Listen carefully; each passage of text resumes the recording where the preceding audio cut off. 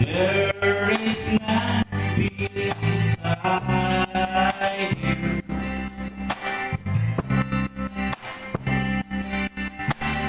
Why choose roller on the hill?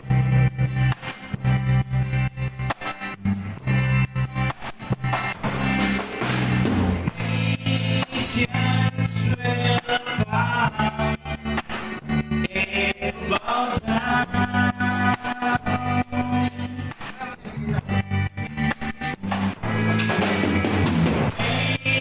Over all pain, I sing your praises in all that I can say to you. Yes, I love you, I love you, I love you. I love you, I love you, I love you. I love you, I love you, I love you. And my heart will follow. Gloria. I love you, I love you, I love you. I love you, I love you, I love you. I love you, I love you, I love you. And my heart will follow. Gloria to you.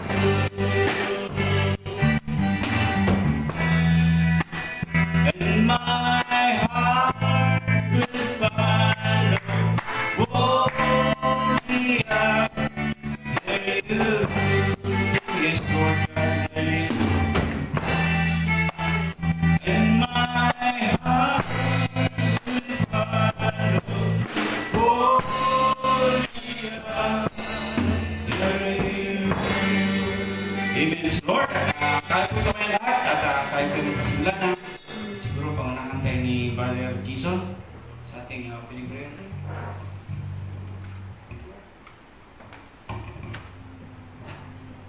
Maraming Diyos, maraming pong salamat, Lord. Sa araw na ito, Panginoon, kung dinala mo ang aming mga panyapak, Lord, sa bahay Talangina, upang, Panginoon, ay may balik sa iyo lahat ang papuri at pasalamat, upang takaglaan ka, O Diyos. At din lahat ng mga bagay, Lord, na nakalog mo sa amin. Nais ka namin, Panginoon, pasalamatan at papurihan, kakilain, Lord.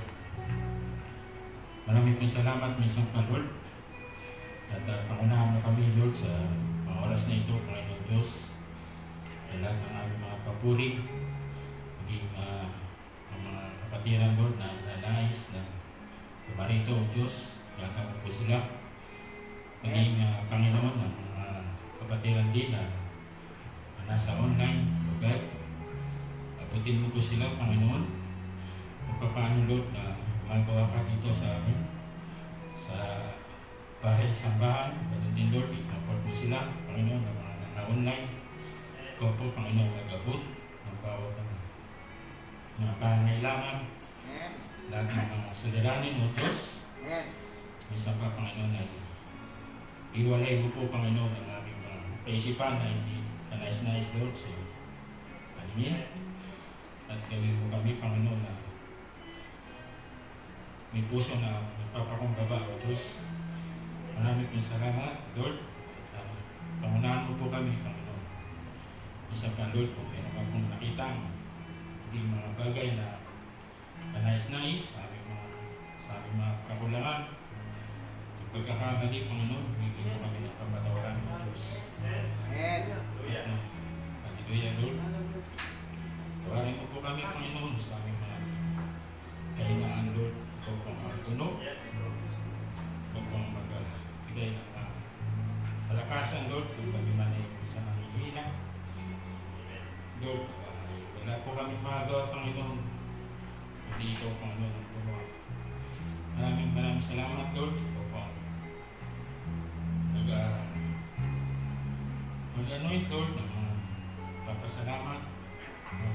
rito. Paunahan mo po, Panginoon.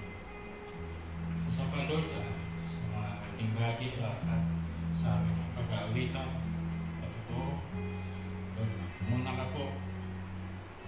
At ikaw po, Panginoon, may taas, Lord, sa mga oras nito. Namin pong salamat, Lord, pinabalik namin sa iyo ang pagkakariyan ko salamat sa aming pangalan ng Kristo Jesus. Amen. Amen. Praise the Lord. At palakpakan natin si Lord. Hallelujah. At patuloy natin siyang sambahin at itaas at atin siyang handugan ng mga papuring awit sa Panginoon. Hallelujah. So, ready ba, bride? Hallelujah. So, tawagan mo natin yung leader. Amen. Para manguna sa ating mga masayang awitan. Bernard. Praise God, palakpakan natin ang Panginoon, mga kapatid. Yan ang buhay ng palataya sa ating Panginoon. Masaya ba ang bawat isa? Amen. Ano tayo umawit ng masayang awit sa Panginoon? Awitin natin nagsasabi, gets ready for the rapture. Amen? Hallelujah. Sing the song.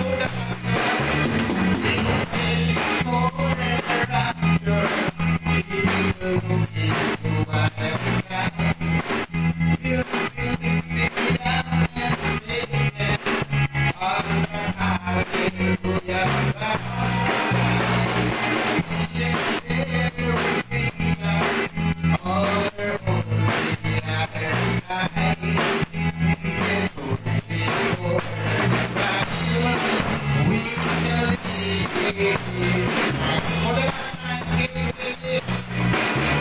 Get ready for the rapture. Little kids who are the sky will be and singing. Hallelujah.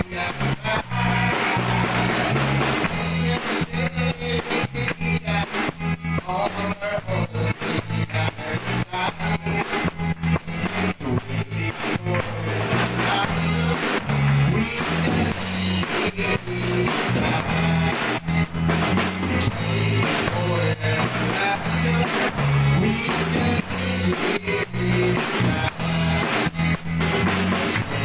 for the rapture. We can live inside.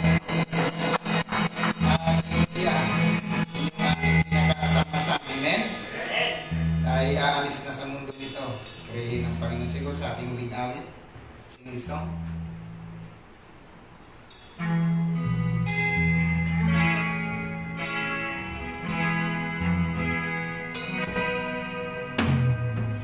From above, sound to listen, looking for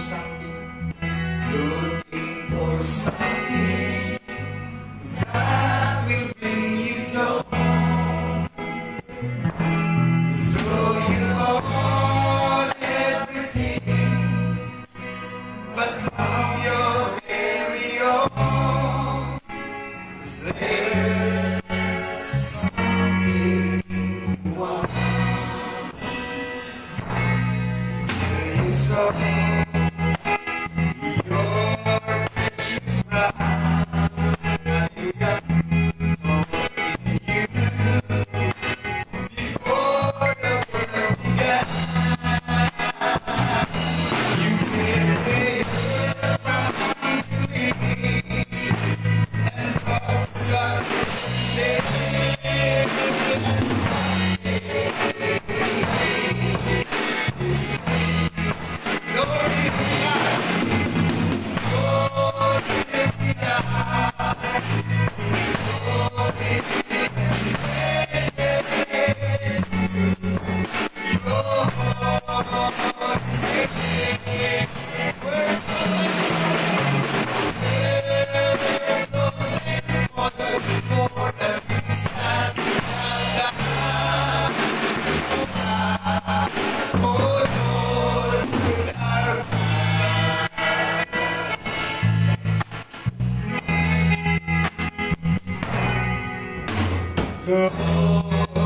Lord, how precious is your blood.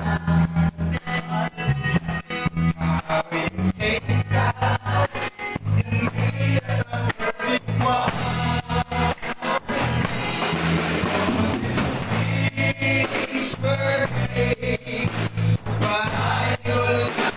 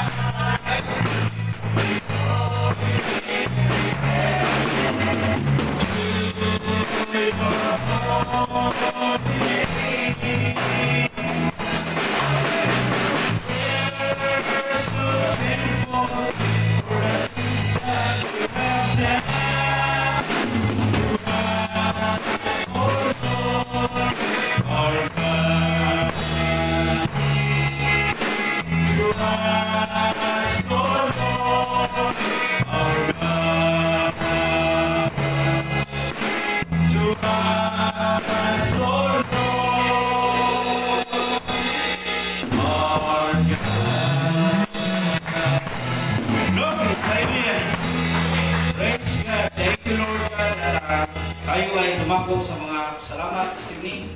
At sa gabi ito ay mayroon pang nais. Amen. Magpasalamat sa Panginoon. Sister Faye, God bless you.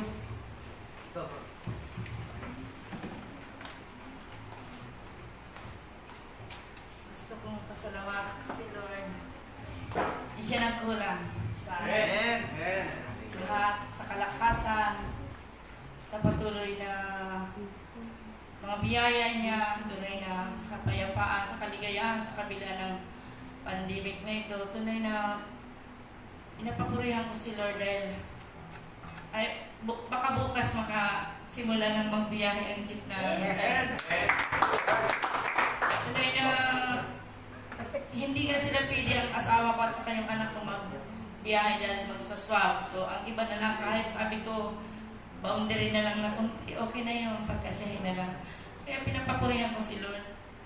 Darating ang panahon na matatapos din itong natin, pagsubok. Kaya pinapapurihan ko si Lord din na dakila sa kabutihan.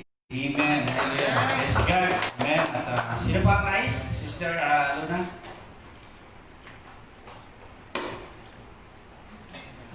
Gusto ko pong magpasalamat sa Panginoon. Panahon na good morning, Brian. At gusto kong ipasalamat kasi alam niyo naman na graduate na at saka pumasa na sa board si Alisa. Thankful kami kasi kahapon dumating na yung item niya. Nabigyan na siya talaga ng regular na teacher na talaga siya. Dito siya na-assign sa may pinagsama. So, sa dami-daming mga nangyayari, hindi namin akalain na talagang makapasok siya this year. Akala lang namin, kasi tinawagan sila ng munisipyo, ang options is casual, ang magiging work niya. So, pareho lang naman ng rate sa teacher talaga, pero mas parang gusto niya, ang hinihingi kasi talaga, bigyan siya ng item na. So, salamat sa Panginoon dahil andyan na naman yung katubunan niya talagang. And ito na lang kasi yung last na madideclare na kung sila yung nakapasok. So, sa totoo lang mga kapatid, ang whole tagig kasi hindi sila nagbigay ng English proficiency exam. Itong taon na ito dahil nga sa nangyari na pandemic. So, bukod na tanging sa city ng Manila, ang Taguig lang din ang hindi nagbigay maliban sa mga provinces. So sabi niya, Lisa, paano kaya yan kung hindi ako makain? Sabi niya, isang taon ulit, next year na naman ulit yung tanggapan. Tapos ganito lang, sabi niya, parang kung hindi yun mangyayari. Kasi ang Panginoon natin, iba yung Panginoon natin, hindi tayong nananangan sa tao. Kahit wala kang backer, sabi niya, mga kasama kasi ang lalakas ng mga backer, mga principal, supervisor. Tapos ako, lihitin mo lang na volunteer sa school, sabi niya. Tapos yun nga, kahapon, dineclare na yung mga names, tapos 3 lang silang nakapasok. Yun pa yung dalawa na nakasama niya. 3 taon na siyang nag-volunteer sa school, walang sahod. Parang pumupunta-punta lang para makilala ng principal. Samantalang si Alisa, nung June lang siya nag-volunteer, tapos ito nakapasok na ganyan. Pinupuri ko talaga ang Panginoon kasi akala na niya talagang hindi na. Tapos the last time na ito na last minute na dineclare, nakasama pa siya. Kaya lubos-lubos ang pasalamat namin. Isa pa po, nagpasalamat ako kasi nakalipat kami dito sa kabilang kwarto. Kasi doon sa isang tinira namin, alam niyo naman po na napakalaki ng mga anak ko, nagtabaan kasi nitong nag-ECQ. Ang nangyayari po, ginamit ni Kuya yung buong kwarto kasi nag-work from home siya. So yung dalawang computer na nandoon sa kwarto, parang kasya lang. Si Kuya din, kita nyo din naman ang laki niya. So yung isang kama na nandoon sa yung computer niya, parang naaarakila niya na lahat yung mga gamit namin, nasa kung sarili naming mga damit, na inilabas na. So ano na lang yung aming kilusan. Tapos nandun pa yung kala, doon pa ako nagluluto ng tinda-tinda namin. So yung kapirasong parang isang lipa na lang, yun na lang yung tinutulugan namin. Ang laki-laki ni Jeremiah, ang laki ni Elijah, minsan andyan pa sila, ang lalaki. Diyos ko po, minsan yung mukha ko nandoon na yung mga hita nila, talagang hirap. So sabi ko, Lord, lilipat na kami ng bahay kasi parang hindi na ako na talaga dito, hindi na kami komportable. Sabi ni Kuya, kung ililipat kayo, kayo na lang kasi ako hindi pwede dahil yung internet natin nandito sa bahay nakakabit. So nagpasalamat ako kasi after 1 week, nag-decide na umuwi na ng Bicol yung unang door kasi nung taga Bicol ang Marikina. Tapos nung namatay tatay niya nung January, hanggang ngayon hindi na sila nakabalik. So tuloy-tuloy yung upa. So nag-decide na lang sila na alisin yung upa. Tamang-tama naman din kami. Gustong-gustong maglipat. Ang problema, wala naman kaming pangdaw. Nung tinawag ko sa may-ari, sabi ko, Nay, ilang buwan po ba yan?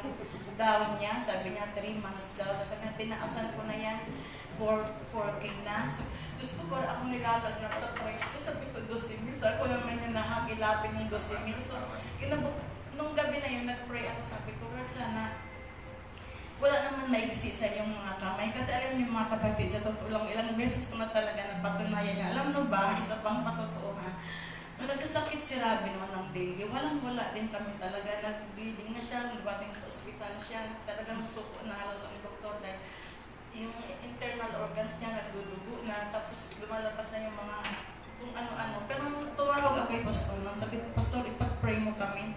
Tapos pinag-pray, gumaling. Nung pagkagaling, yung bill namin sa ospital talagang napakalaki. Pero ang faith ko talaga, sabi ko hindi maiksi ang kamay. Alam ko, Lord, ikaw ang bibigay ng lahat. Lagi kong sinasabi, out from nowhere, alam ko mag-create ka ng isang bagay. Dahil ikaw naman yung creator. Kagaya ng sinabi niya kay Abraham, di ba? Nag-create siya ng isang tupa, out of nowhere, dumating yung tupa. Sabi ko, kailangan namin yung pang-down. Sabi ko, saan namin kukunin yung 12,000? So, tinawagan ko ulit si nanay kinabukasan after ng prayer. Sabi nanay, sige, 2 buwan na lang. Kasi, matagal ka na naman dyan sa kabila. O sige, 2 buwan na lang bigay mo. So, 8K pa. Nung umaga na yun, nag-pray kami, sumama ako sa video call namin, magkakapatid yung mga hipag ko sa Amerikano na nabanggit ko sa inyo na may bayaw ako na may stage 4 cancer. Tama naman nun ako ang pinalid ng prayer. So after ng mga ilang araw na yun nga, nagka-problema na kami sa down kasi gusto ko talagang lumipat. Nabanggit ko sa kanila sa video chat. Alam niyo talaga, pagkabanggit ko, sabi agad ng hipagaw, sige, sagit ko na yung pang-down. Kaya nakalipat kami agad, tapos may sobra pa kasi 8K lang. So ang dollars kasi ngayon ang 100 is 4,800. So may natira pang 1,600. So salamat ako sa Panginoon kasi nakapagbaon pa kami ng bigas. Lagi ko kasi yung sinasabi, tuwing naglilipat kami ng bahay, lagi nauuna ang bigas. Kasi sabi daw, sa daw na hindi ka gugutumin. Iwan ko lang. Kaya basta nung natirang 1,600, binili ko na agad ng bigas. Kaya alam niyo ba, nag-uupa, hindi ko masabi talaga. Yung joy ko ba, parang ang Panginoon talaga nandyan lang. Pagka binanggit mo, kailangan mo ang Diyos talaga nandyan lang. Kaya hindi ako nauubusan ng pasasalamat. At saka isa pa, kahit joke lang ito, pero nararamdaman ko talaga yung anointing ng Panginoon every time na may gawain. At saka, di ba, parang napakaganda, parang kaunti lang tayo, yung presence niya, parang sa atin lahat napupunta. Kasi nung dati na ang dami-dami natin, yung ingay-ingay, parang hindi ka. Pero joke lang ito mga kapatid, pero nararamdaman ko talaga yung presence niya. Kahit anong gawain, nandito talaga siya. Kaya ang Diyos natin buhay talaga, He will never leaves us, at saka nagpo-provide siya ng needs natin. Kaya kapit lang, patuloy lang, pray, pray, pray. At pinabalik ko ang paborit, pasalamat sa Panginoon. Amen. Praise the Lord. Praise the Panginoon. At tunay niya kabuti niya sa bawat isa sa atin. At sabi nga, 2 o 3 na magtipon sa kanyang pangalan ay nandyan sa kalagitnaan. So, how much more kung napakarami natin. Amen. So, talagang nandyan siya. Hindi ko natin siya ikatuwa na wala siya. Amen. Lalo na ang pinag-uusapan ay kanyang salita. Hallelujah. So, mayroon pa bang nais? Amen. Bago tayo lumako sa adult. Amen. Thank you. Ang bibiyahe na to.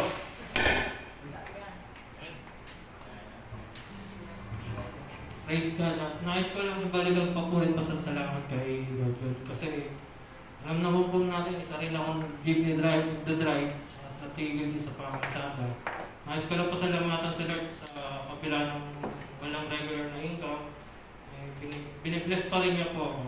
Papasalamat din po sa mga kapatiran na kahit wala rin po sila, diyan pa rin po para tumulong. At sa ating pong pastor, hindi po nagsasawang sumuporta po sa atin. Yun lang po. Nabalik po. Amen. Pwede Panginoon at sa walang pagtatagal. Amen. Dala ko tayo sa inyong pagkakalog. Tayo mawit ng take up your cross. Amen. Take up your cross and follow Jesus. Take up your cross every day. Don't be ashamed to see that you know Him. Come to the cross, take up your cross, follow Him. So tayo ito may lahat. Atin pong sumasamang panalangin ng mga pagkaloob at niya ko prayer.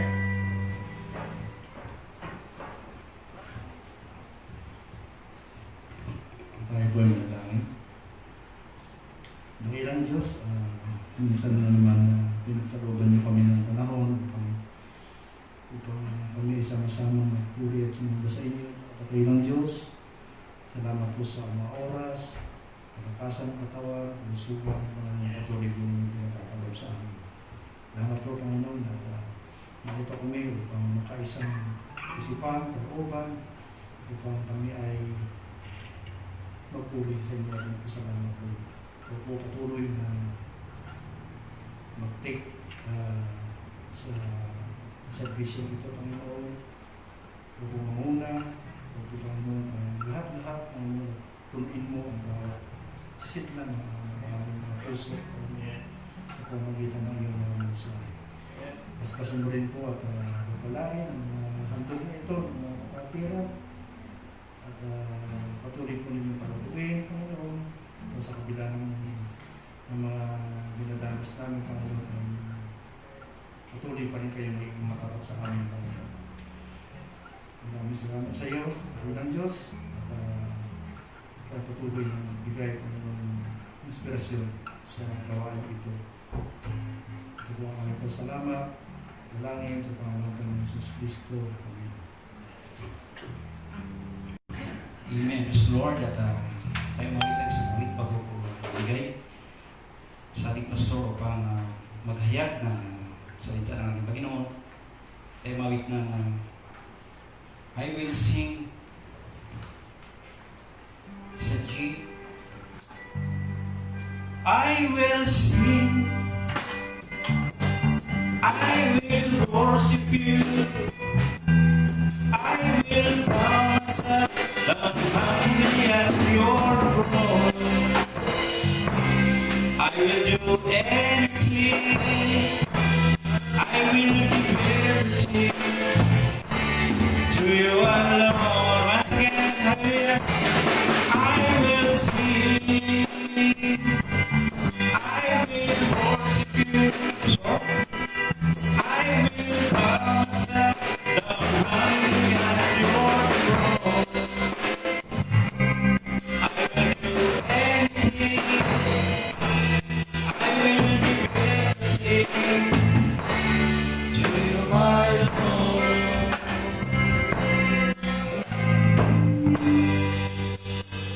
Amen. Praise God. Magandang gabi sa lahat. Sana biyaya na tayo'y muling tinipon ng ating Panginoon sa kanyang gawain at magpuri sa Kanya sa araw na ito. Siguro sa wala pong pagtatagal, buksan natin sa Matthew chapter 19, ating Bible, verse 16. Beginning sa verse 16. And behold, one came and said unto him, Good Master, what good thing shall I do, that I may have eternal life? And he said unto him, Why callest thou me good? There is none good but one, that is God. But if thou wilt enter into life, keep the commandments. He said unto him, Which? Jesus said, Thou shalt not do no murder, thou shalt not commit adultery, thou shalt not steal, thou shalt not bear false witness, Honor thy father and thy mother, and thou shalt love thy neighbor as thyself. The young man said unto him, All these things have I kept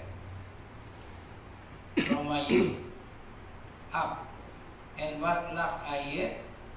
And Jesus said unto him, If thou wilt be perfect, go and sell that thou hast, and give to the poor, and thou shalt have treasure in heaven, and come and follow me.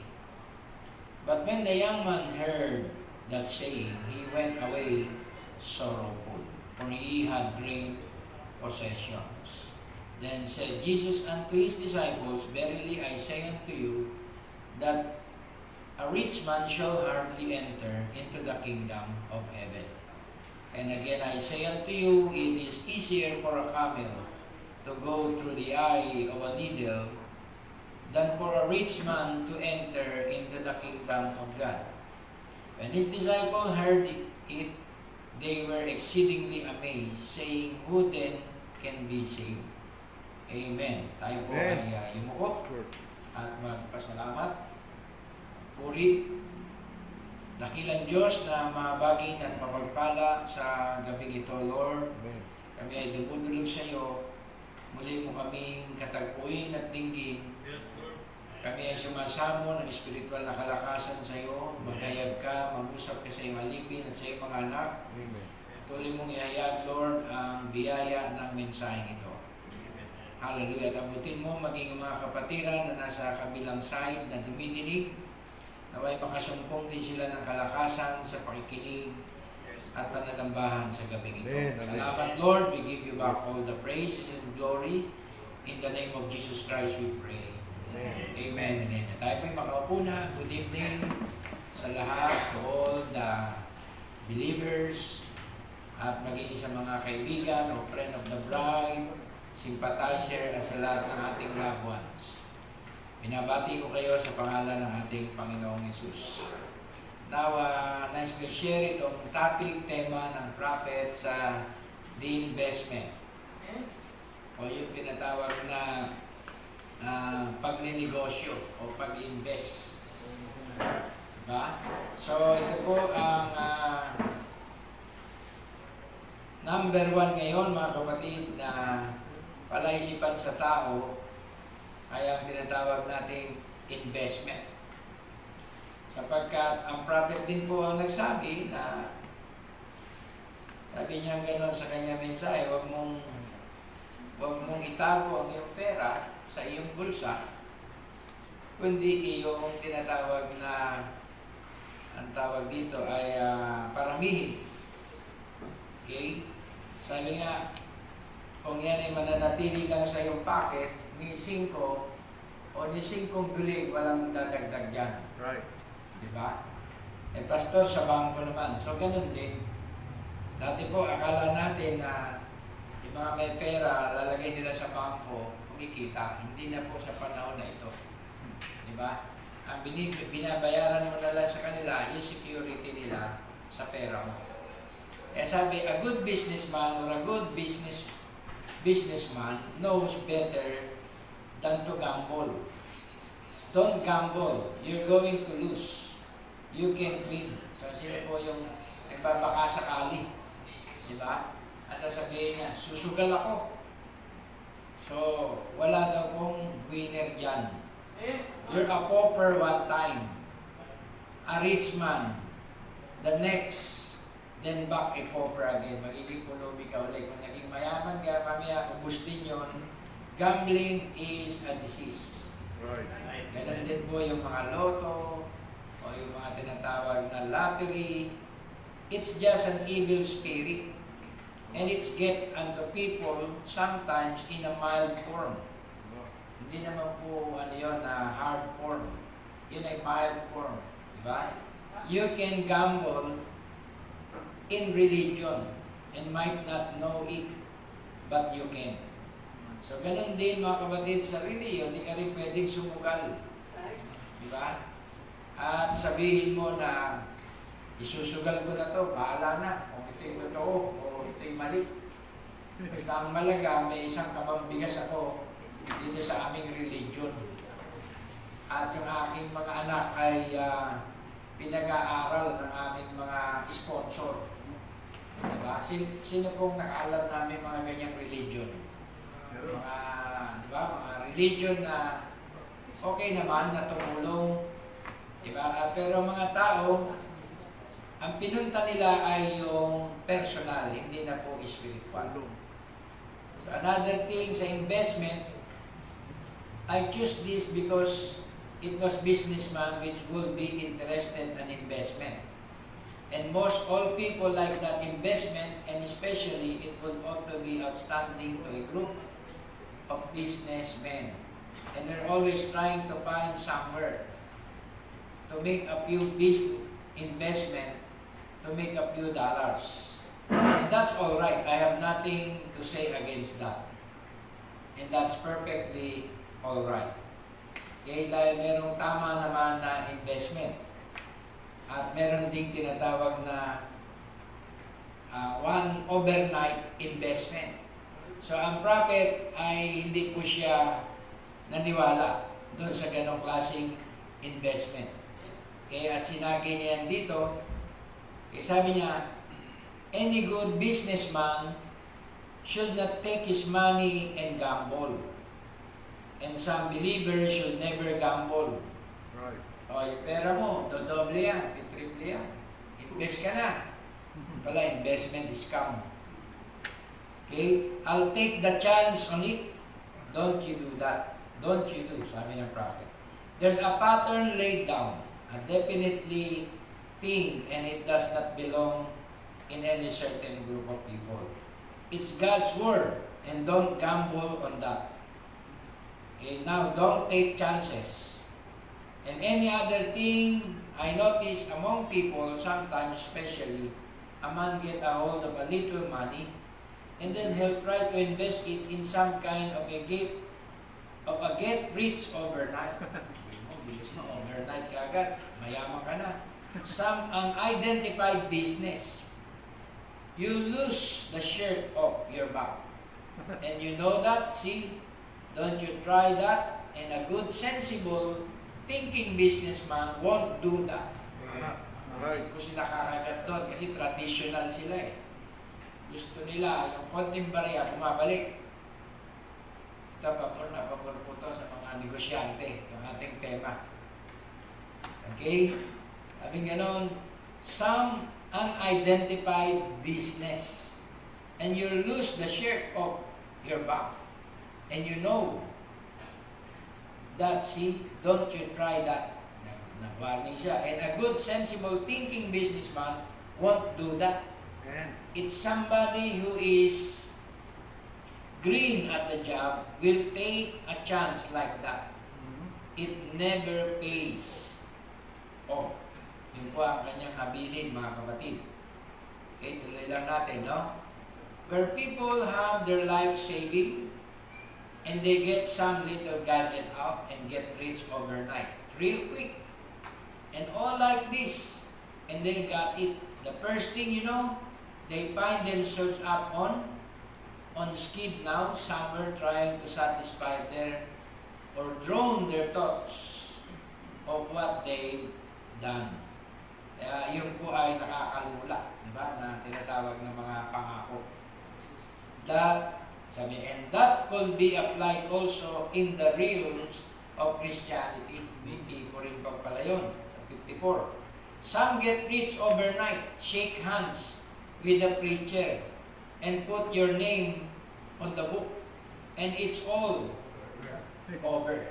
Don't you never believe such a stuff as that. I don't work out. It's got to some one way. It's got to come one way. Kaya nga, kung ang promise, Brad, dito madaling mapunta sa langit. Diba? Tatlong ama namin, tatlong abagay ng Maria, yung kaluluwa mo, mula sa impyerno, sa purgatorio, mapupunta sa langit. Kaya marami po mga kapatid na naniwala sa panahon na yan ng indulhensya. Lalo higit yung mga mapipera. Diba? Ang panalangin pwedeng magpalipat mula purgatorio papuntang langit. Depende sa misa na gusto mo. So, ang tawag po dyan ay ang tawag dito, overnight business. Di ba? Na kung saan ay sa pamamagitan lang ng isang overnight ay pwede ka nang malipat ng tinatawag na dimensyon. So, ganun din sa business, tinipo. Don't you never believe such stuff is that it don't work out. It's got to come one way. This get rich overnight, that's not a good businessman. Hindi yan daw maputing businessman. Won't fool with it. If you got anything you want to invest in and get some identified business. Kailangan yung iyo sasalihan, may pangalan, legit na. Di ba, mga, let's say, for example, ano ba yung produkto nyo? Honda to. Di, legit. Hindi ka pa pinapanganak, Honda na yan. Di ba? Ano ba yung pangalan ng business nyo? Ganito. Some legit identified business. Something that's been proven. And it keeps its promise. It pays off. Meron ngayon. Sasahurin ka hanggang 1, 2, 3. Pang-4, meron ng reasoning. Hindi, na-delay lang, na-delay. Maghintay-hintay lang kayo. Okay? So, yun na nangyayari ngayon. And here's another thing. Don't keep your money in your pocket. Ako, itago ko na lang yung pera ko. Mahirap ngayon. Sa panahon na to. You'll never get anything. Somebody will steal it from you. Nawala yung pera ko, dito ko lang tinago sa baul. May nakatik-tik. Di ba? Somebody will steal it from you. After a while, see? You don't want to do that. Jesus taught the same thing when you got a talent. Don't hide it. Right. You got to put it to use and growing. Dati po, hindi ko pa masyadong naintindihan yan. Akala ko spiritual lang yan noon. Tama pala yung sinasabi ng prophet. Diba? Kaya pala yung mga negosyante, walang cash on hand. Ang kanilang pera nasa business. Kaya pag inutangan mo, totoo naman pala yung sinasabi. Pautang. Kaya pala nasa business, gumugulong. Diba? Yun pala yung mga mindsetting nila. And there's another thing, don't keep your money in your pocket. The same din yan sa bangko. Diba? Minsan nga, nasa bank pa, nagkakaproblema. Oh, nabawasan. Diba? Merong glitch ka. Glitch ba tawag nila ron? Kaya walang safety. Diba? Somebody will steal it from you. Lalo na may online banking ka. Diba? Online banking. Magugulat ka. Nabawasan. Sir, may record do dito, ma'am. Nag-withdraw daw kayo. Doon sa Zamboanga del Sur. Paano naman ako mapunta sa Zamboanga del Sur? Diba? So, ganun po katindi ngayon, mga kapatid, ang mga magic. Ito po, totoo yan. Yan mga nababa na nagagamit ko na news. So, yun. Dahil somebody will steal it from you. After a while, see, you don't want to do that. Jesus taught the same thing. When you got a talent, don't hide it.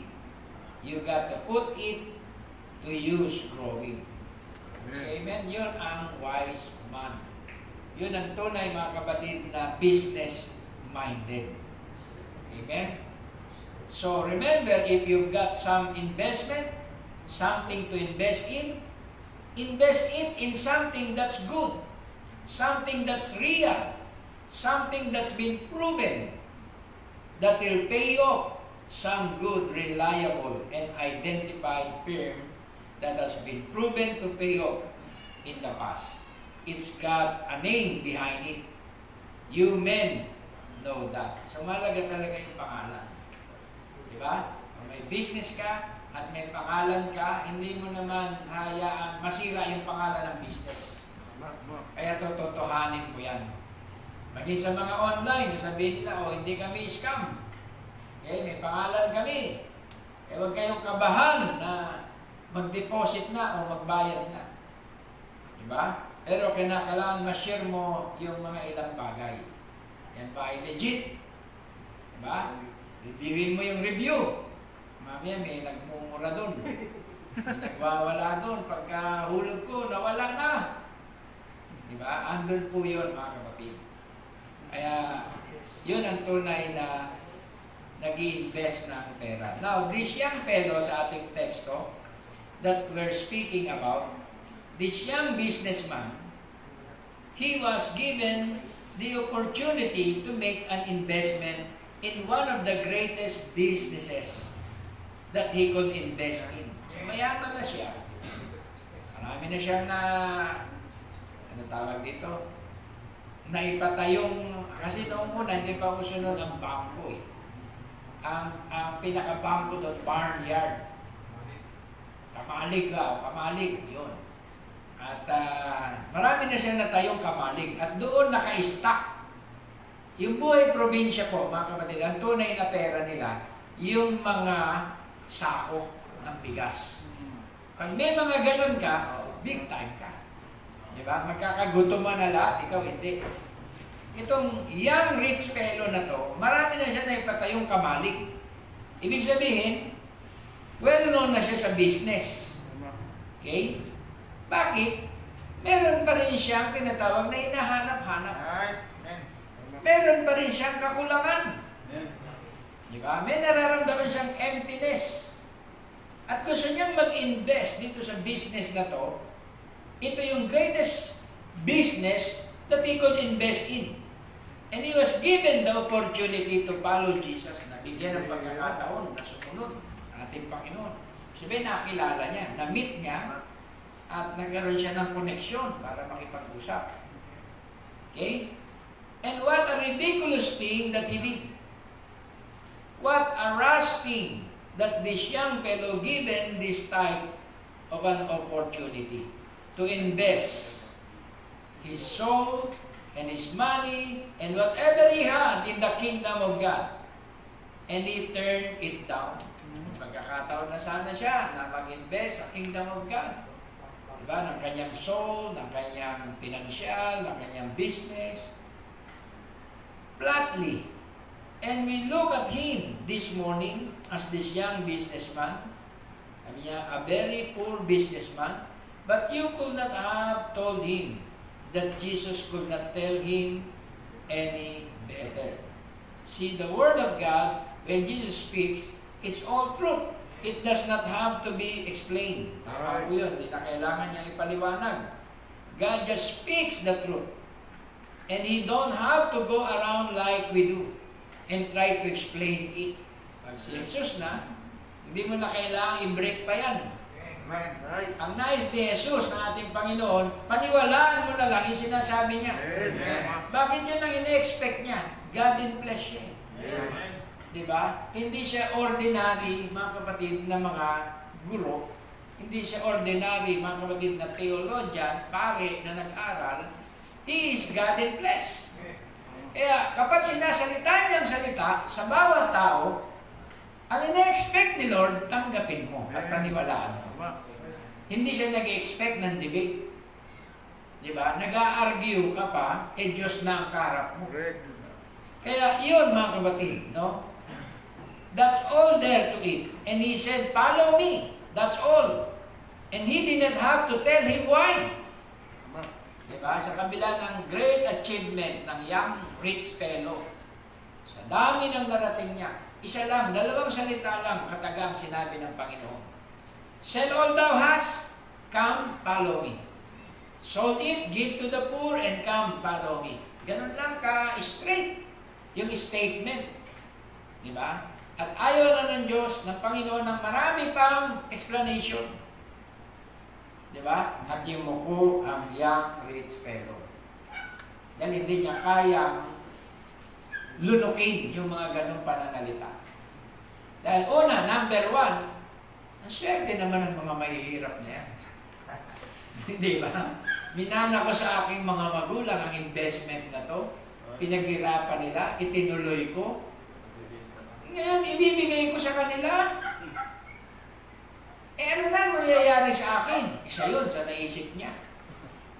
Ganito ba sa message? Paghihirapin kami? Pero hindi niya naintindihan talaga. Wala talaga siyang revelation. Ang dumating sa kanya, naging makasarili siya, naging selfish siya eh. Dahil sa pananalitang yun ay gagawin siyang kawawa ng Panginoon. Di ba? Wala, kasi kung may revelation ka, kung talagang mayaman ka, hindi naman mauubos yun eh. Di ba? Ipamigay mo na ipamigay yung gusto mong tulungan, galing sa iyong puso. Ang ibig na sabihin ng Panginoon doon, huwag niyang ilagay yung kanyang kaluluwa sa kanyang salapi. Di ba? May mga ganun pong mga mayayaman, mga milyonaryong nasa message, all out yun. Mga ganun-ganun na, basta pag sa tulungan, ministry, nalulula yung iba, Brad, ba't ganun ka? Hindi ko na dyan ilagay yung aking puso.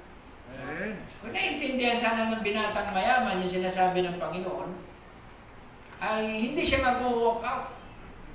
At pangalawa, inisip niya, teka, karamihan na sumusunod sa kanya, naghihirap.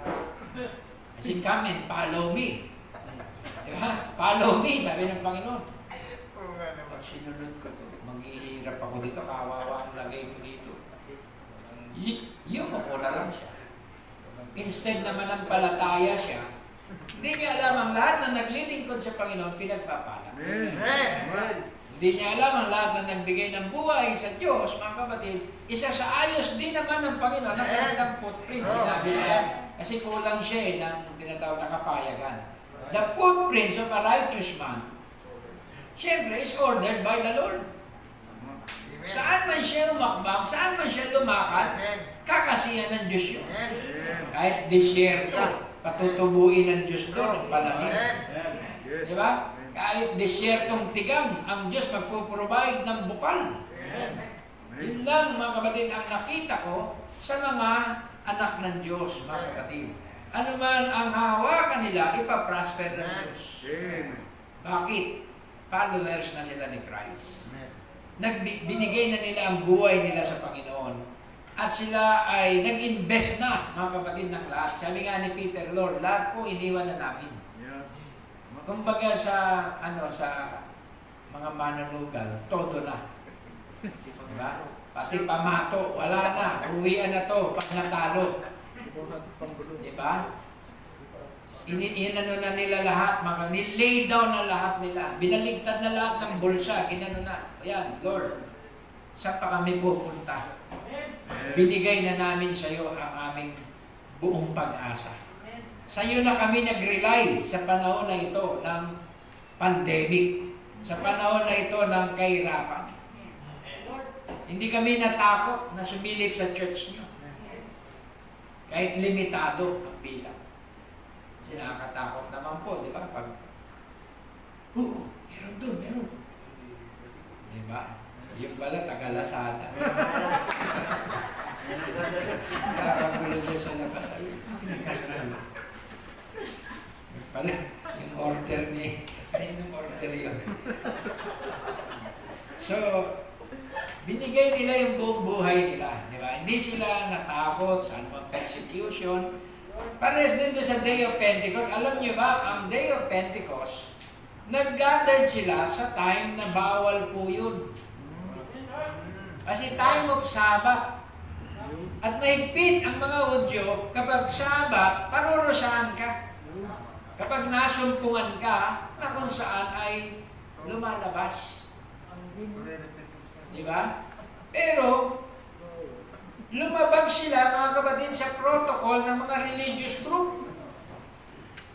Bilangin mo kung ilan sila doon sa upper room.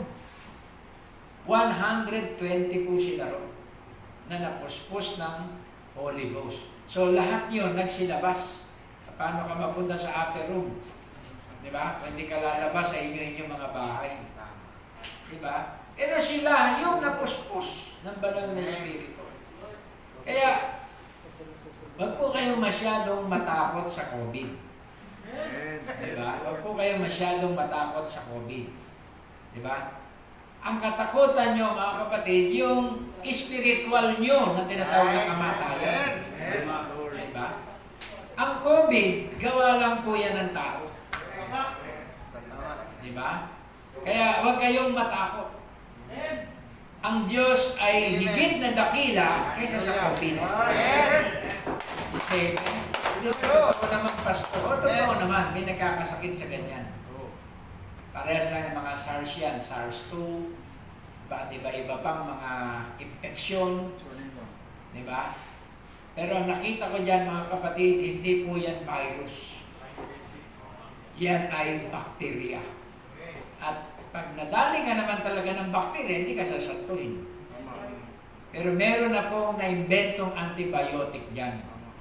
Since 33 AD. Diba? Anong antibiotic yung pastor na i-ready na? Yun yung tinatawag na Holy Ghost intoxication. Amen. Vaccine ng Holy Ghost. Diba? Kaya sa biyaya ng Panginoon, mula po nung nagkaroon ng COVID, lumabas ako ng lumabas. Nagmotor ako ng nagmotor, nilanghap ko ng nilanghap yung hangin dun sa labas. Sabi ko, kung meron talaga yan, sa pula ko. Pumupunta rin po ako sa ospital. Diba? O sa mga clinic. Pero by God's grace, mga kapatid, ay iningatan po tayo. Hindi po natin sinasabi, malakas ka kasi, pastor, hindi yun. Yun ay iningatan tayo ng Diyos. So, ang bawat bahagi ng ating Panginoon ay hindi niya pababayaan. Panghawakan po niyo yan. Dahil bago po ako lumabas doon, meron na po akong vaccine. Kung lalabas ka sa harapan ng bakterya na yan, wala kang vaccine, madadali ka. Kailangan may vaccine ka. At meron ka rin tinatawag na supplement. Ang vaccine ko ay Holy Ghost. At ang supplement ko, prayers. Lalabas ka, araw-araw, magpe-pray ka. Diba? Dudulog ka sa Panginoon. At hindi ka niya pababayaan. Sa panahon na ito, mga kapatid, na sensationalize po yan. Naapektuhan ng mga kabuhayan. Naapektuhan ang ating paglabas, ang lahat nagkaroon ng limitasyon, pati mga panambahan, mga religious group, religious gathering, naapektuhan ang mga espiritual na pagtitipon. Kaya grabe po ang ginawa niyang tinatawag na COVID issue. Diba? Maraming business, 60% siguro ng mga negosyo bumagsak. Naghirap ang mga sangkatauhan dahil sa kaaway. Amen? Kaya paano naisip ng mga tao ngayon mag-invest? Diba? Kaya naisip ko na i-share ang message na to, the investment. Tunay mga kapatid na bago ka pumalaot sa tinatawag na larangan ng business, tiyakin mo muna yung pinaka-major investment meron ka na. Diba? At naka-pin up ka na ng kontrata. Ano yung pastor? Doon sa Eternal Life Assurance Company. Pastor, meron ba yan? Meron. Diba? Eternal Life Assurance Company. Hindi insurance, assurance. Pag nakasign ka ron, mga kapatid, tunay na ang buhay na walang gan, ang token, nasa iyo na. Saan ka man magpunta, ano man ang transaksyon mo, mga kapatid, ay nasa iyo na, mga kapatid, ang pagkasi ng ating Panginoon. Kaya lang itong mayamang binata na ating topic, wala pa siya nun. Although sa mga pisikal na bagay sa mundong ito, meron siya. Pero pagdating doon sa tinatawag na major investment na yon, wala pa siya. Kaya nagtatanong siya, Lord, how can a man enter into the kingdom? Paano ko ba matanggap yung eternal life? So, malinaw mga kapatid na mula pagkabata ay hindi pa niya naintindihan at na-experience ang eternal life. Pero yung mga laws and order ng mga religious group, nasunod niya na lahat. Yung 10 Commandments, diba? Sa time pa lang ng tutorship, tinuturo na yun. Dominican po ako eh. Lord eh. Nag-aral ako mula elementary, kindergarten, elementary, high school, puro po religious yung tinuturo sa amin. Kaya yung pong sinasabi mo na 10 Commandments, memorize ko na po yan. Diba? At nasusunod ko na po yung mga utos na yan. So kung gusto mo maging perfect at sakdal sa kanan ng langit, ito ang second commandment. Sell all thou hast and give to the poor, follow me. Hindi na po siya nakakipo, speechless. So ibig sabihin, hindi niya kayang tanggapin ang eternal life. Kasi hindi po pwede mga kapatid na paglingkuran mo ang dalawang master pagkatapos may eternal life ka pa rin. Hindi mo pwedeng pagsabayin ang tree of good and evil at saka tree of life at the same time. Diba? Hindi mo pwedeng paglingkuran si Cetus the sea monster at maging ang Panginoon. Hindi mo pwedeng pagsabayin. Diba? Isang interest lang ang nais ng Diyos makita sa iyo. Kung ang interest mo ay eternal life, the rest ay kaya mo isacrifice. Eh hindi kayang isacrifice ng young rich ruler ang mga kamalig na natayo niya. Kaya minagaling at inisip niya, sabi ng propeta, o kaluluwa ko, magtayo ka pa ng marami pang kong kamalig. Magpakasaya ka. Para yung buong buhay mo hindi na mauubos yung mga kamalig na yan. Pero sabi din ng Bible, o hangal, di ba? Binatang mayaman, ngayon ding gabi ay babawiin ang iyong buhay at hindi mo napapakinabangan ang mga pinaghirapan mong yan. See? Why, mga kapatid? Doon niya nilagay yung kanyang puso. Can you say amen? Kaya ang tunay na mga believer, ang tunay na mga nakapag-invest na dyan sa major investment, mga kapatid, ang priority nila ay ang eternal life security. Kapag ang transaksyon bumunggo ng Sunday, eternal life transaction pa rin. Pag bumunggo sa gawain, mga camp meeting, ang priorities pa rin niya, eternal life, diba? Schedule pa rin. Nakuha niyo mga kapatid? Kaya sabi nga ni it is sin to hunt on Sunday. Merong gawain dahil nasa hunting trip ka. Iniwan mo, sabi ng propeta. Nagmoling-moling ka doon. Hindi, quarantine pa naman, maintindihan niya ni pastor. Eh bakit hindi ka nag-online? Diba? Nakita ka doon sa tinatawag na mall. Nakita ka doon na papasyal-pasyal. Kaya sa tunay na mga investor o businessman na nakatanggap ng major investment na to, priority nila talaga ang gawain ng Panginoon. Simbahan mo muna and all these things shall be added unto you. Pwede mong gawin yan, mga kapatid, sa araw ng linggo kung nagawa mo na yung priority. Can you say amen? Dahil nais ng Diyos, siya po, mga kapatid, ang priority. Siya ang una. Kung gano'n ang gagawin mong revelation sa ating gabi na to, kakasiyan ka naman. Hindi ko nakasang biyahe. Lalo linggo ng umaga. May intindihan to dito. Totoo naman po yun. Kasi nasubukan ko yung linggo eh. Pag linggo, yung pampasayro, babasa kayo eh. Oh, babasa kayo, namamasyal yan. Mag-i-start yan ng 10, ng 9. Diba? Babasa ka yan. Eh, hindi ka magkakanda-ugaga doon sa kabila. Eh, kaso linggo. Diba? At bigla magpapaalala, Diyos, mapaplatan ka ng 3 beses, 4 beses. Hindi, ganun ba? Totoo yun, mga kapatid. Pag nagpaalala, Diyos, paplatin ka niya ng 3 beses. Baka 4 pa. Diba? Ano na po mangyayari pag naplatan ka ng 4 na beses? Binubuhan mo na yung bulong. Sa ibang business naman, wag naman buhay driver. Ganon din po yun. Kahit anong transaction mo, anong business mo, pag nasagasaan mo ang linggo, diba? At nakapag-invest ka na sa Panginoon, papaalalahanan ka niya. Dahil napakahalaga talaga ng eternal life investment company. Pag pumirma ka ron, mga kapatid, dun nga, yung tinatawag na investment nga ni Satanas, pag naka-fill up ka ron, hahantingin ka na niya ron. Diba? Bibigyan ka niya ng kasaganaan pag nag-expired na yung investment mo.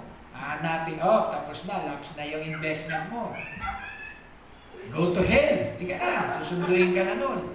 Pinayaman kita ng ilang taon, pinasikat kita, di ba? Buong mundo, humanga sa'yo, pinalakpakan ka, may pirma ka rito.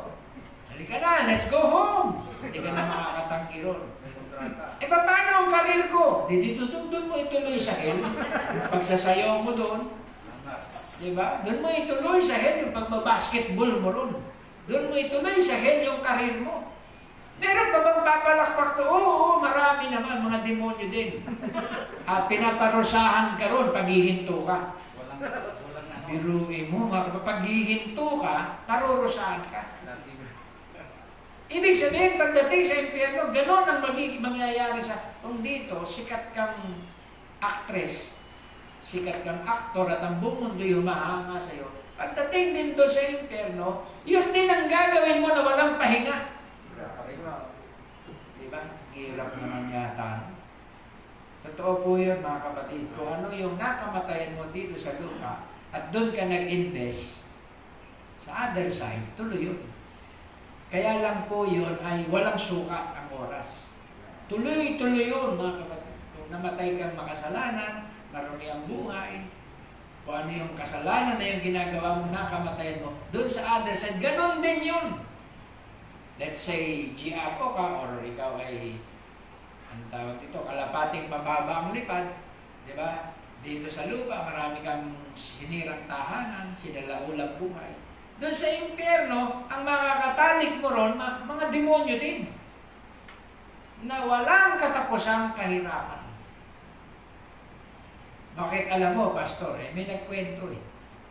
Di ba? Naalala niyo, may Pinoskoy, nagkwento. Motorcycle accident, nag-testify siya. Di ba? Nagkwento siya. Halos 1/4 ng utak niya eh, naalis. Binuhay siya sa pamamagitan ng prayer. At marami na rin nag-testify ng mga tao na nakarating doon. At ganun po talaga doon, mga kapatid, ang kalakalan. Di ba? So, ang tunay, mga kapatid, na investor o business-minded, na nakapag-invest na sa pinakadakilang investment, ay hindi paparon, kundi sa langit ang kanyang tinatawag na punta. Sapat pinahalagahan niya ang eternal life assurance. Inassure niya muna ang kanyang eternal life. Diba? Kaya tiyak na doon ang kanyang punta. We will pass from judgment unto life. Kaya sabi rito, another thing, probably raised in a good Orthodox home, where they was raised up, yung young rich ruler, not to steal, or lie, or cheat, or commit adultery. Maybe the boy wasn't a cheater, the boy wasn't a liar, and had been raised with good parents, somebody that had taught him that there was a God, and that God will bring him to judgment someday, and he'll have to give an account for all that he did. And that teaching of his parents maybe had stuck with him. And he know that there was a God. So, naaralan talaga mabuti. Yung mga fundamental, naintindihan niya at nalaman niya. Pero isang bagay ang wala sa kanya, yung eternal life. Kaya sabi, he asked what could he do and to have this eternal life. And Jesus told him what to do. But he was not interested in that kind of an investment because it took away the things that he had held so dear.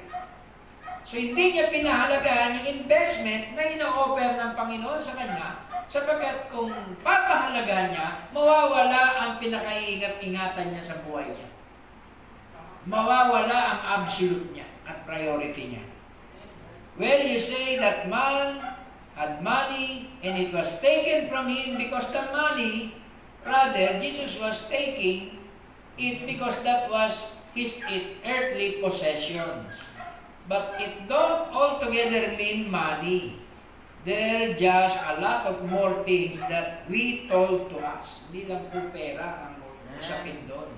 Diba? Maraming bagay yun.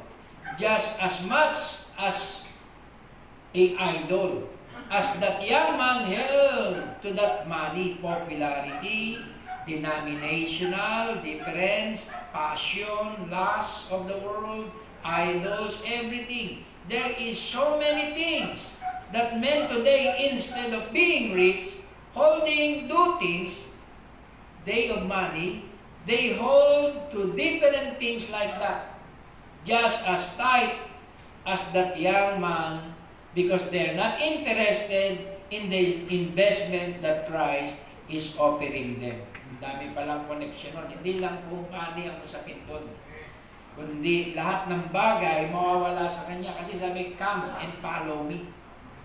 Naisip niya rin yun, pag sumunod ako dyan, tanggal lahat. Tanggal ang bisyo, tanggal ang lahat ng aking popularity. Diba? Lahat mawawala. Kaya speechless siya ron. Magiging naked siya ron. Diba? Mawawala ang lahat, kagaya ni Mrs. Lot. Si Mrs. Lot, ginising ng anghel at ng kanyang asawa, bangon, Han! Merong tinatawag na great tribulation na darating. Tayo at tumakas.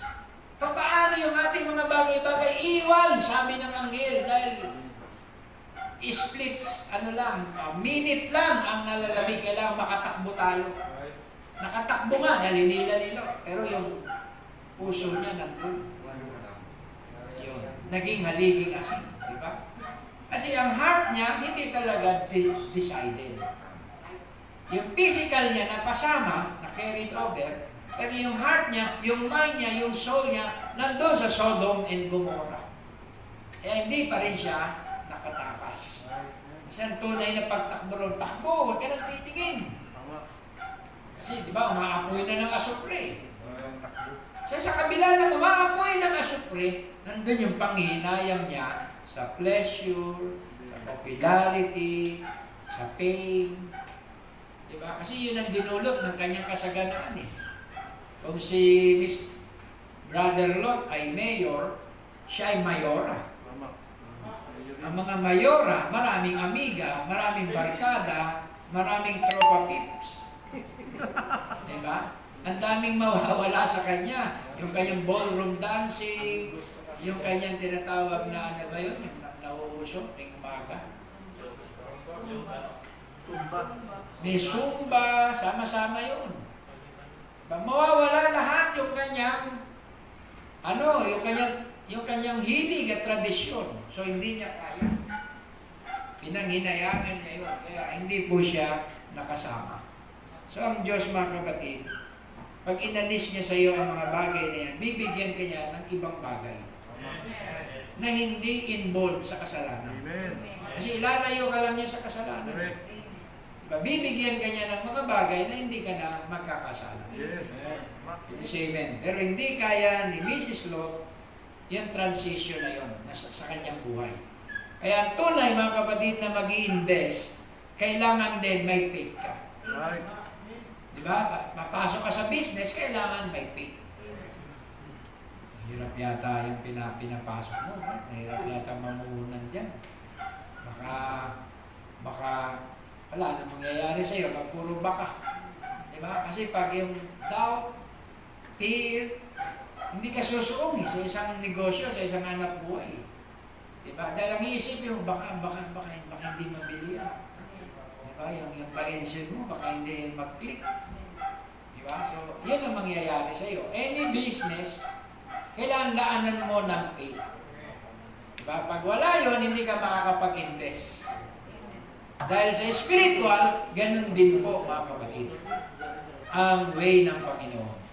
Eh, sabi niya rito, it might mean that Christ will call you out of the group that you're in.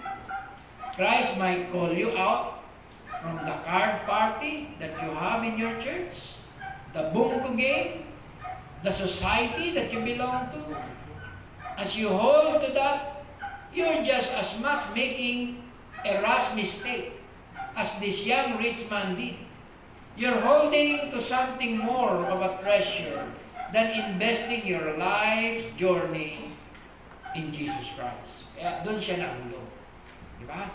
Mas nilagay niya ang kanyang sarili doon sa mga bagay na yun. Now, this may not have a shouting background to it. But it's got a gospel background to it, of words, see? It's the thing, sabi nga, that the children laugh and dance and rejoice and so forth, but you got to know what you're doing this about. If you don't, that becomes idolatry to you. See? Just becomes idol. Now, balik tayo sa word na idolatry. Ang idolatry, hindi lamang po yung rebulto o larawan na sinasamba ng tao. Okay? Na-misinterpret ng marami, natutok lang sa isang interpretasyon ang word na idolatry. Kapag ang isang bagay, anything, money, popularity, fame, skill, works, ay pinahalagahan mo ng higit sa Diyos, o sa salita ng Diyos, o sa gawain ng Diyos, it is idolatry.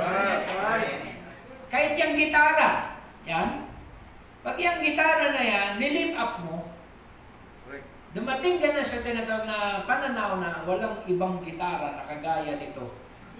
Ito na ang pinakasasamba-samba kong gitara. At mahalaga pa to sa buhay ko. Walang mangyayari sa iyo. Idolatry yun, mga kapatid. Pag napasobra ang isang bagay, mga kapatid, sa higit na pagpapahalaga at nauuwi na sa pagsamba, it is idolatry.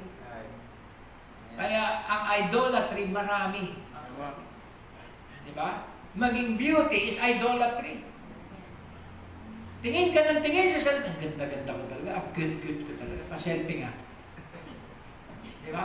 Panay ang lift up mo sa sarili mo, hindi mo mamamalay. Maraming nagla-likes, maraming natutuwa na idolatry ka na pala. Hindi mo na namamalayan. Di ba? In-idolize ka na. Diba? Kaya, once na-idolize mo isang bagay, diba, ay idolatry. Bisyo, libangan, naging bisyo mo na, wala ka ng ibang aatupagin, kundi yun. Diba? Yan yung mga na-addict sa mga games, sa mga laro-laro na yan, mga computer games. Diba? Sabihin nila sa asawa, di ba magkaiwala tayo, wag lang dito. Hindi pa kita kilala, ito na ako. Idolatry na yun. Nauwi ka na sa idolatry. Huwag mo akong papakialaman dito dahil for me, this is life. Diba? Kaya kinokorek po natin, mga kapatid, yung mga ganyang statement. Diba? Kinokorek natin yung mga ganyang... Ako mahilig din sa mga motorcycle. Pero pag sinabi mo, motorcycle is my life, idolatry ka. Ball game is my life. Without ball, I'm dead. Nauwi ka na sa idolatry. Diba? Kaya dyan na-lift up si Michael Jordan. Diba? Maraming mga tao na nag-lift up sa kanya. Talaga namang nilift up din ng kaaway yung kanyang skill. Anything, mga kapatid, na popularize, naging bantog, nangigit pa kay Christ sa salita, mauwi ka sa idolatry. Can you say amen? Kaya nakakatakot, mga kapatid, yung nangyari sa binatang mayaman. Siya po kasi, mga kapatid, ay idolatry na. Yung kanyang pangalan, mga kapatid, ay famous na. At hindi po yun basta-basta kaya niyang talikuran. Diba? Kaya hindi niya kayang paglingkuran ng Panginoon o lakaran ang nilalakaran ni Kristo. Kasi mabablated out siya, mga kapatid, sa listahan. Diba? Ng mga tinatawag nating celebrity. Magiging ordinary people lang siya. So yun ang mga hindi niya kayang tanggapin. Kaya anything, mga kapatid, na in-idolize mo ay idolatry. Kaya sabi nga sa isang brother, huwag ka ma-scared sa picture ni Hoffman Face of Christ. Pastor kasi, di ba, ang tingin na ng iba, yung mga ganyan sa Katoliko lang. Masama kung yung Hoffman Face of Christ, sabi ko sa brother, ay nilagyan ng bulaklak ng Branham Tabernacle. Tapos may nagkukrus-krus pa ron at may hahalik-halik pa ron. Idolatry na yun. Can you say amen? Kahit sinong larawan, kahit larawan ng nanay mo yun, ginanong-ganon mo, kahit hindi Hoffman Face of Christ. So ang Hoffman Face of Christ ay vision. nakita talaga ni Brother Branham sa vision na yun ang pinakamalapit na itsura ni Kristo. Kaya sinabi niya na ang drawing ni Hoffman Face of Christ ang pinakamalapit sa mukha ng Panginoon. Kasi maraming mukha ni Kristo, di ba? Iba-iba, may matapang, may bigote, gano'n. Iba-iba. Pero sinabi ng prophet, yung gawa ni Hoffman na painting niya, yun ang pinakamalapit na mukha ni Kristo. Pero it doesn't mean, mga kapatid, na yun po ay in-idolize na natin, Branham Tabernacle. Hindi po ganon ang intention ng true believer. That anything na i-idolize mo, di ba, ay idolatry. Tandaan nyo, pera, di ba? Pag nahulog ang puso mo dyan, karoon ka ng tinatawag na greediness. That's right. Hindi ka makakaalis ng bahay. Ayaw mo lumabas. Kasi baka yung mga kasambahayan mo sa bahay, nakawan ka. Diba? Tamang hinala yun. Yung padlock mo, 6 na. Huwag ka pa lumabas. Diba? Kasi yung puso mo na naagaw na nun eh. Nahulog na. Can you say amen? So ano mang bagay yan, mga kapatid, na magkaroon ka ng higit na pag-lift up, pagpapahalaga, naagaw na ang pananalig mo sa Diyos, mauwi ka sa idolatry. Kaya lahat ng mga biyaya na yan, dumadaan lang yan. Diba? Maging maluwag ka dyan sa mga bagay na yan. Dumadaan lang yan. Nawawala yan, dumadating. Diba? Can you say amen? Kaya maging giver tayo sa anumang mga bagay. Financial, material, kung may mga nagipit, tulungan natin. Diba? Para tayo ay maging tamang daluyan. Kasi pag yung sanay ang kamay mo na dinadaluyan, maraming dadaloy pa dyan. Pero pag may dumaloy, ginaganon mo, pipigil po mga kapatid yung daloy. Kasi nasasarahan. Can you say amen? Pero pag bukas palad yan, ang Panginoon patuloy. Cheerful giver is loved by God. Amen. Can you say amen? Kaya marami pong lesson dyan mga kapatid kaya yung mga businessman, namumuhunan din yan. Sabi, bait ng businessman, namigay. Pero puhunan lang nila yun. Namumuhunan lang yan ng simpatya. Namimigay ng libreng t-shirt mo. Luwi mo, may mga ganong giveaways. Higit pa doon ang tutubuin nila. Sanay sila dyan. Parte ng kanilang, ng kanilang negosyo. Spiritually speaking, mga kapatid, kung ganun ka rin sa Diyos, ang Diyos hindi kanya pagkakaitan. Kasi nakikita niya, right vessel ka. Can you say amen? Para sa kanyang ministry. Kaya, mga kapatid, nakita naman nyo, di ba? Sa Branham Tabernacle, ang daming business. Yung Wright brother, yung Brown brother, di ba? Pinagpala. Pero mo, may vision pa ang prophet. Sabi gano'n, ikaw ay makakamina ng tinatawag na Black Bull. Ano po yun? Yun ang naging business nila at napakayaman nila. Number 1 yun na supporter ng Branham Tabernacle. At langis ang kanilang business. Marami mga kapatid na sinabi si Brother Branham na gano'n. Diba? So, galing ka lang sa isang mahirap na kalagayan ng buhay dahil sa propesiya at salita at pananampalataya. Bigla ka naging billionaire. Diba? So, ganun po mga kapatid ang biyaya ng Panginoon. Hindi maiksi ang kanyang kamay na sa isang araw gawin kanyang milyonaryo at magulat ka. Diba? Kaya walang imposible sa Diyos. Kaya ang nais lang ng ating Panginoon ay magtiwala tayo sa Kanya. Hindi naman sinabi na totally walang mayamang papasok sa kari ng lahat. Meron din, sabi lang, mahirap makapasok. Dahil kagaya sa butas ng karayom. Mas madali pang makakapasok ang kamelyo. Ang needle eye, mga kapatid, ito po yung tinatawag na secondary exit sa city of Jerusalem. Pag nag-close na ang mga main door, meron silang tinatawag doon na needle eye. Ang Pariseo, mayayaman, mga maharlika, hindi na papasok doon yun kasi yuyuko pa sila. Madudumihan ang damit. Iintayin nila magbukas na lang yung major na pintuan sa takdang oras. kaysa sila sumuot doon sa kamelyo. Pero ang mga mahihirap, ang mga magsasaka, herdsman, yumuyuko doon. Itutulak nila yung kamelyo kasi yung kamelyo lumuluhod yan eh. Kahit anong taas niya, kaya niyang lumuhod. Kaya yung mga pop-up, yung mga proud, hindi kaya pong lumuhod. Kaya mas mabuti pa ang kamelyo na makapasok sa needle eye. Hindi naman po talaga literal na needle eye yun. Diba? Kasi kahit naman po aso, hindi makakapasok sa literal na karayom eh. Ang tinutukoy niya doon, yung tinatawag na exit doon sa Jerusalem. Kaya meron ding mangilan-ngilan na inordain ng Diyos dahil sila'y magiging kasangkapan sa gospel. Can you say amen? Kung wala sila, hindi rin uusad ang Ebanghelyo. Tingin ko si Joseph de Arimatea, mayaman din yun. Naging sponsor kay Christ, pero nagbuhat yun. Diba? Binuhat niya yung cross, di na kaya ng Panginoon.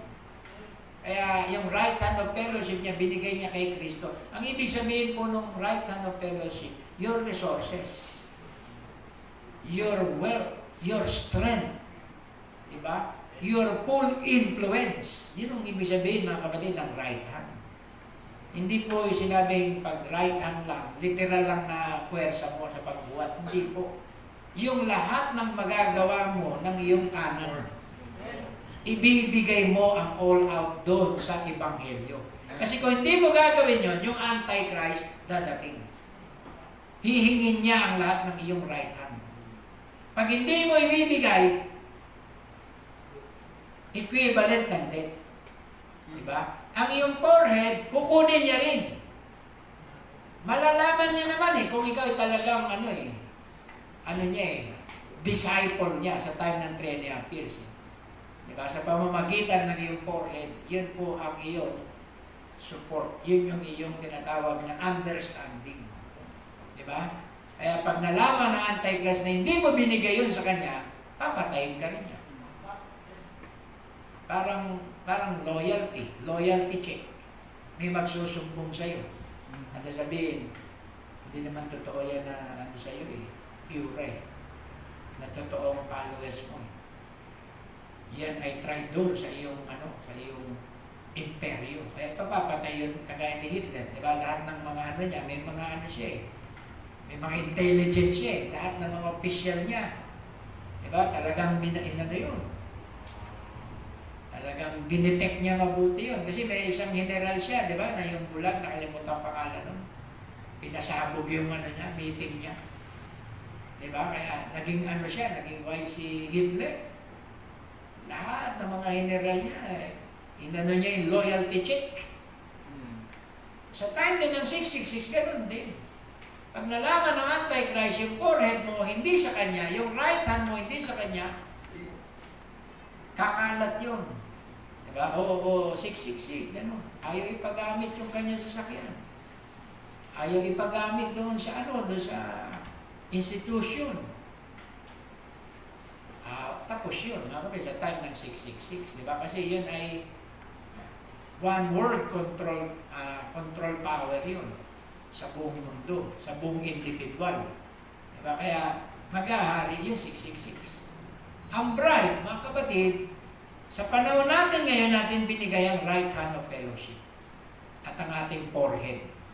Kaya sabi nga ng prophet sa isang quote sa aking pagtatapos, pag hindi ka naselyuhan ng banal na espiritu sa panahon na ito at maiwan ka, selyuhan ka naman ng 666 sa other side. Pag hindi ka naselyuhan sa iyong right hand of fellowship ng banal na espiritu, kukunin naman ang Antichrist yung right hand of fellowship. That's either to receive the seal of God or to receive the mark of the beast. Dalawa lang. Nothing in between. Hindi mo pwede sabihin, sa gitna ako. Minsan sa Diyos din ako. Minsan sa kaaway ako. Hindi po pwede ma-identify nila yun. Kaya ang foolish virgin, i-confess niya na ako ay kay Christ. Kaya papatayin sila. Mga nominal churches. Ang bride, wala na niyan at that time. Kasi yung ating investment, nag-matured na. At tayo ay binigyan ng tinatawag na, anong tawag dito? One-way trip to heaven. Diba? Nag-mature na. At yung mga promos nito, na-receive na natin. All that you love and all that loves you, kasama dito sa promo na to. I-enjoy nyo ang wedding supper of the Lamb. While dito sa lupa, nagkakagulo. Can you say amen? Kaya purihin ang ating Panginoon sa ating spiritual investment. Nag-invest na tayo eh. Tinanggap na natin yung pinakamabibigat na aral na kinapipisuran ng karamihan. Diba? Tinanggap na natin yung sinasabi nilang kulto yan, kulto yan. Pinaniwalaan na natin at tinanggap wholeheartedly ang mensahe. We believe every word. Tinanggap na natin yung word all the way, mga kapatid. Kaya yung benepisyo naman ng ating Panginoon, yun ang ating iniintay. Yung rewarding time niya sa atin. Do you love Him? Hallelujah. Kaya yung pag-impok daw ng mga bagay dito sa lupa, merong mga kaagaw. Kung bakal, may kalawang. Diba? Kung pera, magnanakaw. Kung anumang mga tinatawag na mga pisikal na bagay yan, mga kapatid, magugulo. Tinago mo ng tinago, lahat ng magagandang damit. Tinago mo ng tinago, nilagay mo sa sa gallery mo, lahat ng mga gagandang alahas. Diba? Magulat ka, masisira na yung mga damit, mag-expired na yung fabric nun. Diba? Yung mga leather, nag-expired yan eh. Ang mga materyales na ginamit doon, mag-expired. Diba? Hindi mo man lang na ipamigay sa mahihirap. Kaya nangyari sa Yolanda. Diba? Ang daming support na natanggap. Nabulo. Hindi na ipamigay sa mga mahihirap. Pananagutan nila yan sa Diyos. Diba? Kaya ang bride, mga kapatid, iba. Diba? Hindi po tayo, mga kapatid, kagaya ng sinasabi sa Biblia, may talent. Ang inisip niya, itatago ko lang to. Para pag naningil, yung nagbigay ng talent, ibalik ko lang sa kanya, o ayan. Kasi baka ako'y sigilin mo. Sabi ng ating Panginoon, hangal, may ganyan bang kaisipan ng isang negosyante? Hindi sana, pinahiram mo na lang sa iba. Para ang talento tumubo. Kesa itinago mo sa iyong sarili dahil sabi mo, sakim ang aking Panginoon na nagpahiram. Tumatanggap siya ng hindi niya mga pinaghirapan. Yun ang nasa isip ng hangal na negosyante. Kaya sabi ng Panginoon, ang lahat ng nasa iyo, kukunin sa iyo at ibibigay doon sa isa. Diba? Iisa na nga lang na talento. Hindi mo ba pinagyaman? Kinuha pa ang nasa iyo at binigay doon sa nag-manage na 5. Kasi tutubo yung kanyang talento doon sa tinatawag na merong 5 talents. Nakuha niyo mga kapatid. So, yun ay lesson ni Lord sa mga tinatawag nating investment, mga kapatid, na mga bagay dito sa mundong ito. So, na-invest natin ang pinaka-great na investment. Ito ang eternal life investment. Kada church natin, kada pakinig natin sa salita, ching! May pumapatak doon na account. Ching! Can you say amen? Ching! May gumaganon doon, mga kapatid. Kaya, kung titignan natin, mga kapatid, yung balance account natin doon, baka mga millionaire na tayo. Diba? Can you say amen? Mga millionaire na tayo sa Diyos. Kasi 10,000 words nga ang halaga ng ating, diba? Soul. So, sa Diyos, mga kapatid, tayo po ay mga tunay na mga pinagpala. Kaya, enjoy natin ang buhay, huwag po tayong magmukmuk, tayo mag-self-pity, worthy tayo. Amen.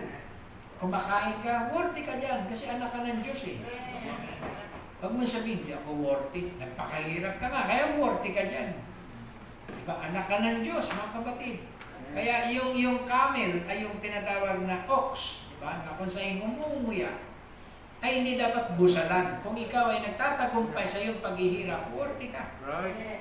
Diba? Sa iyong mga pinaghihirapang bagay, worthy ka na tanggapin mo yung benefits dyan. Diba? Kaya, yun po mga kapatid ang aking masasabi. Diba? Habang inintay natin ang rapture, life as usual, patuloy lang na lumakad, Enjoyin yung mga bagay na hindi naman magkakasala. Yung hindi ka magkakasala. Mahirap, pastor. I-preach ng pastor, enjoyin daw eh. Sabi ni pastor. Ayun, gabi-gabi, nagtong kami sa Biras. Naku, huwag ganun. Yung sinasabing enjoyin, mga kapatid, yung life na hindi magkakasala. Nag-gets nyo, mga kapatid, na para hindi mo panghinayangan kung gunawin mo ng mundo. Ay, wala, lahat yan. Alam ko na yan. Pinadanas na nila sa akin yung mga ganyang mga bagay na yan. Hindi na yung may panghihinayang pa, sinusunog yung napakagandang mall. Sayang naman, marami pa naman akong gustong bilhin doon.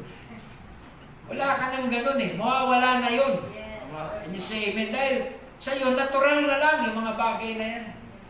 Nag-gets nyo mga kapatid? Kaya yun po ang masasabi ko sa time na ito. Basta balanse mong naipapamuhay ang salita.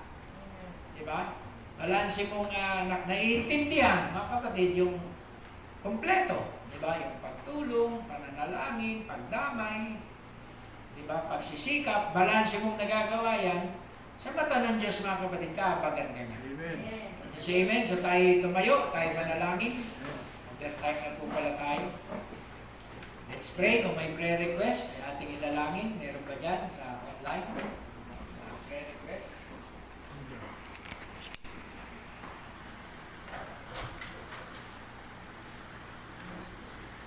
Healing sa pamamaga na sugat ni Kuya. Ni Kuya. Sige, pray natin. Brother Benji, sa kanyang sugat. Sino pa? Si rin, Brother Buboy din, ganun din, Pastor. Yan ba yung pa dati nila? Hindi, iba to, Pastor. Bago na naman, Pastor. Ha? Bago na naman. Prayer request, Pastor, total recovery uli kay Sister Linda tsaka kay Sister Rodalyn. Okay, yung mag-ina. Wala na po ba? Wala na? Sige, dire-diretso na tayo. Yun lang, Pastor. Let's bow our heads. Mapagpalang Diyos, Ikaw ang banal na Diyos, mapangyarihan sa lahat. Hallelujah. Panginoon, sa iyong biyaya at tabag, kami ay tumatayo at nangahawakan na iyong pakinggan at dinggin ang mga karaingan ng aming ilang kapatiran. O Diyos na nagsasaper sa mga karamdamang ito, sa bahay ni Brother Rod, Sister Linda at si Rodelyn, ang kanyang anak, pagalingin mo po ang kanyang tahanan at ipagkaloob mo po na sila'y makapanumbalik sa paglilingkod sa iyo, Panginoon. Lord. Panggabi ng kompletong kagalingan, ano man sinabi ng siyensa, Lord, na sakit nila sa iyong pangalan, aming pinagkakaisahan sa oras na ito. Hallelujah, na ma-receive nila ang healing kung yan may sa heart problem, anumang cause ng ailment ni Sister Linda, pagalingin mo siya at ng kanyang anak. In Jesus' name. Ganon din ang sugat nila Brother Buboy at Brother Benji. Sa iyong pangalan, inihiling namin ang kanilang kompletong kagalingan. At ang cause ng mga sugat na ito sa iyong pangalan ay aming sinasawahin. Hallelujah, in the name of Jesus Christ. Kaya inaangkin namin, Lord, ang lahat ng katugunan na ito at kagalingan ng lahat ng aming mga kasamahan at kapatiran. Salamat sa iyong mga provided way at sa iyong mga mensahe na siyang aming pinaguhugutan ng kalakasan sa panahon na ito. Salamat sa iyo, O God. Hallelujah. In the mighty name of Jesus Christ we pray. Amen and amen. See you on Sunday. Tapos na po ang ating gawain. Ay, say salamat.